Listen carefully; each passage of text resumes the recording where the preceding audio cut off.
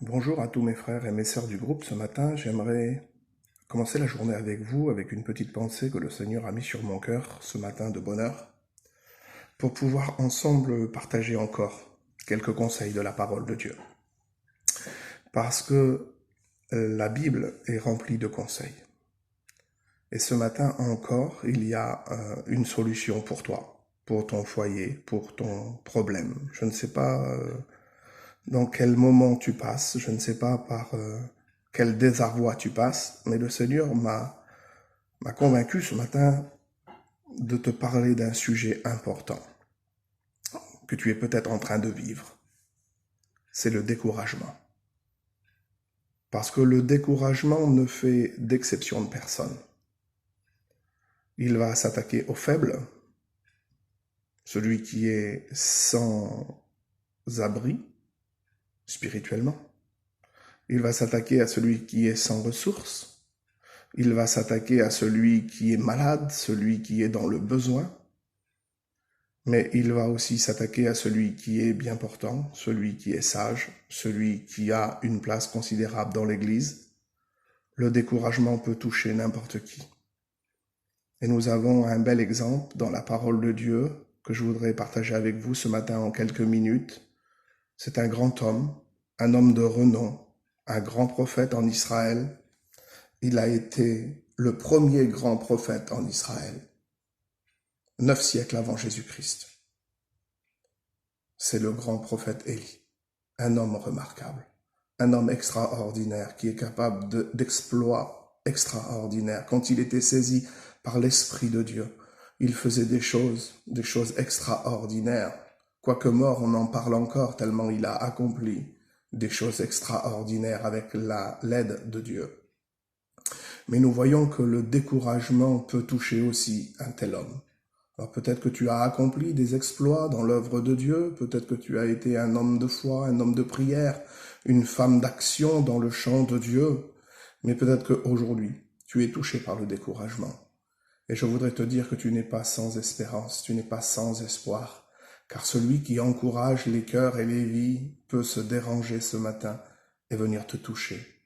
Parce que simplement avec sa parole, dit la Bible, nous allons le voir, il est capable d'encourager celui qui est au désarroi, celui qui est au plus bas, afin de te relever et de t'encourager.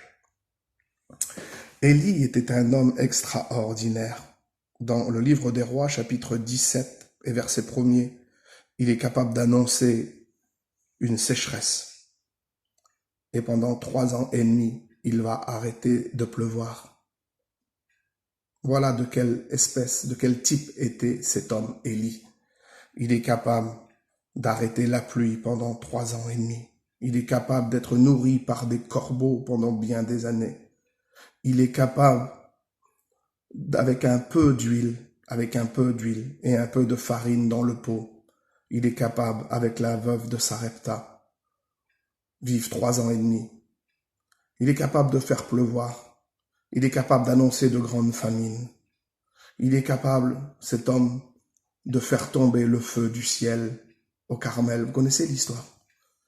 Il est capable d'égorger 850 faux prophètes de Baal et d'Astarté. Il est capable de faire de grands exploits, car c'est l'homme de Dieu, c'est le prophète de l'Éternel. Mais voilà que sur les paroles d'une femme, sur les accusations d'une femme, sur les menaces d'une simple femme, Jézabel, elle va lui dire que les dieux me traitent dans toute leur rigueur si demain à la même heure je ne fais pas de ta vie ce que tu as fait de la vie de mes prophètes. Et à ce moment-là, le découragement tombe sur Élie. Et il va commencer à faire des erreurs parce qu'il est découragé. Parce que quand on est découragé, on fait des erreurs. Ne faisons pas les erreurs d'Élie. La première erreur qu'Élie fait, c'est qu'il se sépare de son compagnon de travail. Ne vous séparez jamais de vos frères et de vos sœurs. Ne vous isolez jamais quand vous passez par le problème, par la difficulté.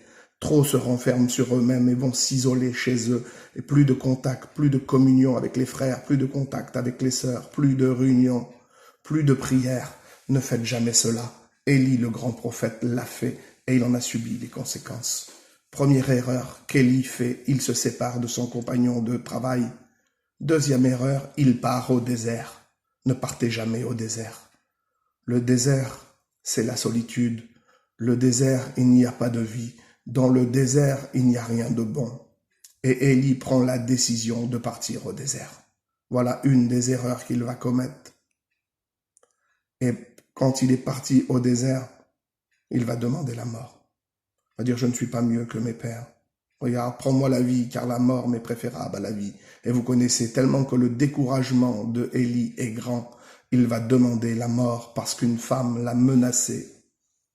Mais vous savez, tellement son problème est grand, tellement son problème est difficile, il va s'endormir. Voilà la conséquence du découragement. On s'isole, on abandonne nos frères, on part au désert, on veut la mort spirituelle et on s'endort. Très, très important. Mais ce matin, nous avons ce doux privilège que vous connaissez très bien.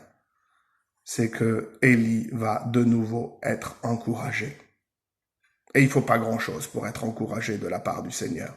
La Bible nous l'enseigne. Un ange est venu du ciel et l'a réveillé et lui a apporté une nourriture. Et cette nourriture qu'elle lui a donnée, dit la Bible, va lui permettre de prendre des forces nécessaires. Et il va se nourrir, mais il va de nouveau, tellement son découragement est grand et fort, il va de nouveau s'endormir.